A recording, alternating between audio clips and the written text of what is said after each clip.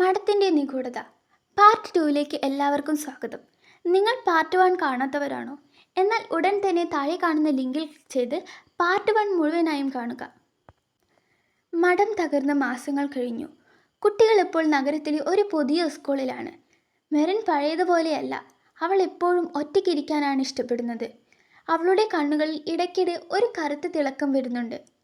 ഒരു ദിവസം അമ്മു മെറിനോട് ചോദിച്ചു, നീ എന്തിനാ എപ്പോഴും ഇങ്ങനെ പേടിച്ചിരിക്കുന്നത്? നമ്മൾ ആ ചെകുത്താനെ തോൽപ്പിച്ചതല്ലേ? മെറിൻ വിചിത്രമായ ചിരിയോടെ മറുപടി പറഞ്ഞു, അമ്മു, തോൽപ്പിച്ചു എന്ന് നമ്മൾ വിചാരിക്കുന്നു, പക്ഷെ അത് നമ്മളെ വിട്ടു പോയിട്ടില്ല. സ്കൂൾ ഹോസ്റ്റലിലെ ഒരു രാത്രി. മെറിൻ ഉറക്കത്തിൽ അലറി കരയുന്നു. അവളുടെ മുറിയിലെ ജനലുകൾ തനിയെ അടയ്ക്കുകയും തുറക്കുകയും ചെയ്യുന്നു. ഭിത്തിയിൽ സിസ്റ്റർ ക്ലാരയുടെ നിഴൽ തിളങ്ങുന്നു. അമ്മുവും രാഹുലും പേടിച്ച് ഫാദർ തോമസിനെ വിവരം അറിയിക്കുന്നു. ഫാദർ തോമസും ഫാദർ ബെനഡിക്റ്റും ഉടൻ അവിടെ എത്തുന്നു. അവർ മെറിനെ പരിശോധിക്കുന്നു. മെറിൻ്റെ ശരീരം വായുവിൽ ഉയരാൻ തുടങ്ങുന്നു. അവളുടെ ശബ്ദം മാറി.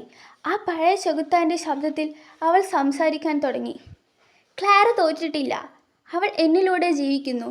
ഈ കുട്ടിയെ ഞാൻ കൊണ്ടുപോകും. ഫാദർമാർ മെറിനെ ഒരു കസേരയിൽ ബന്ധിക്കുന്നു. വലിയ പ്രാർത്ഥനകൾ തുടങ്ങുന്നു. മുറിയിൽ കാറ്റ് വീശുന്നു. വസ്തുക്കൾ വായുവിൽ പറക്കാൻ തുടങ്ങി. ഫാദർ തോമസ് പറഞ്ഞു, രാഹുൽ, അമ്മു, ആ പഴയ കുരിശെടുക്കൂ. ആ പ്രാർത്ഥനയുടെ ശക്തിക്ക് മാത്രമേ ഇവളെ ഇനി രക്ഷിക്കാൻ കഴിയൂ. അമ്മു ആ വിശുദ്ധ കുരിശ് മെറിൻ്റെ നെറ്റിയിൽ വെക്കുന്നു.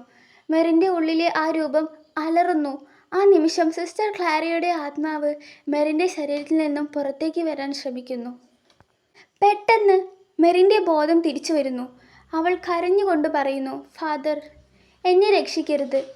ഇതിനെ ഇല്ലാതാക്കണമെങ്കിൽ എന്നെയും ഇല്ലാതാക്കണം. പക്ഷേ ഫാദർ ബെനഡിക്റ്റ് സമ്മതിച്ചില്ല. അദ്ദേഹം പറഞ്ഞു, സ്നേഹത്തിന് എല്ലാ തിന്മയെയും തോൽപ്പിക്കാൻ കഴിയും.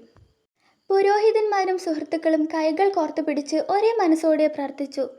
സ്നേഹത്തിൻ്റെയും ഐക്യത്തിൻ്റെയും ആ വെളിച്ചം സഹിക്കാൻ കഴിയാതെ സിസ്റ്റർ ക്ലാരയുടെ ആത്മാവും ചെകുത്താൻ്റെ അംശവും മെറിനെ വിട്ട് ഓടിപ്പോയി.